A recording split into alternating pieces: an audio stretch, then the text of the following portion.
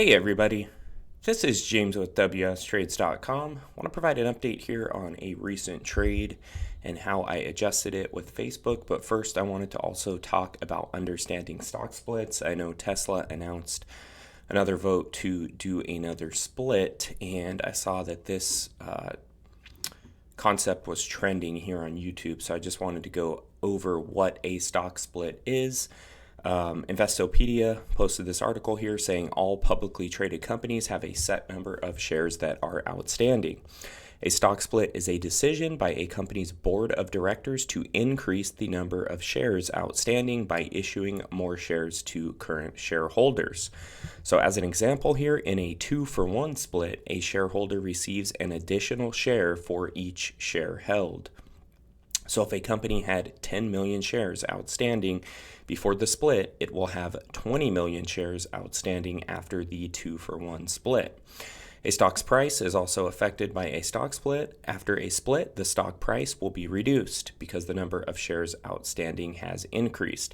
In the example of a 2-for-1 split, the share price will be halved.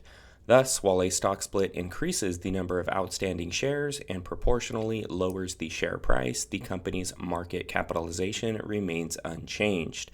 So just in case you were wondering how a stock split works and what it means for the number of outstanding shares and the value of those shares, that gives you an idea there. So I also wanted to go over here a little case study on Facebook. I got into an iron condor position and my put side got tested, my call side got tested at different times. And I just want to show you guys all the adjustments that I made to make this trade work out for me. So first off here, I got into the iron condor here on February 22nd. I had $2.50 on either side of the trade, and I grabbed 113 in credit here to open the position. Here on the 24th, put side was getting tested. I decided to roll out my put side to March 18th. So bought a little bit of time here, grabbed a little bit more in credit, reducing my max risk. And then come around to expiration day, put side was still getting tested. I decided to throw this thing into a box spread. So I sold a put spread here, short of 210 and a long of 207.5, and grabbed a 136 in credit. So right there, I had already grabbed more credit than the width of the spread on either side of the iron condor. So I kind of put myself into a good position there for February 22nd on the call side, but then I still had these March puts open here. So I kind of got through that part of the trade. I was like, all right, I still have put side open here. Markets have kind of ripped back, made a nice move higher. I'm going to get back into an iron condor. So I actually went 5 wide on the call side and grabbed $145 in credit here to open this 5 wide for the April monthlies. And then let the markets kind of move. And then I ended up here on March 7th putting an additional position onto the put side, 5 wide. So now I've got an actual 5 wide iron condor, grabbed another 215 in credit. So I'm sitting on a lot of credit here, I think 360 in credit for this new April position. And then I'm still sitting on a 2.5 wide down here for March. March monthlies there. Okay, and then come to, let's see, I did buy back here. Yeah, so I ended up buying back my March position here. I think markets had recovered pretty nicely, made a move away from this March 18th position here on the 7th. So I actually bought that back for $1.20. And then my latest adjustments here, so after buying back this March 18th, I'm sitting on just a 5 wide iron condor for April. And I saw that the markets were just ticking up, and I'm like, man, my call side is probably going to get blown up here. So what I'm going to do is buy back my short call of 215 and see if Facebook continues to rise in price. If it does, my long call here of 220 is going to gain more value, and then I can sell it. So position is really going against me on the call side here within the last week.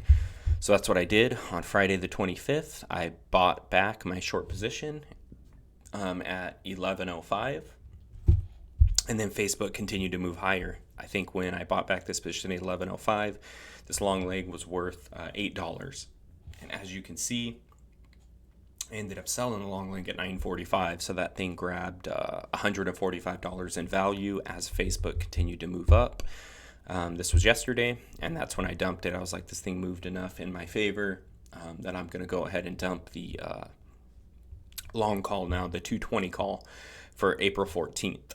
So after all this madness, all of these adjustments, and kind of grabbing more credit, rolling with the punches, I'm sitting on more credit than debits, and I still have April 195, 190 put spread open. So I am still sitting on a position, but looking at the April 14th monthly contracts, a 195 short put has a 6.06 delta.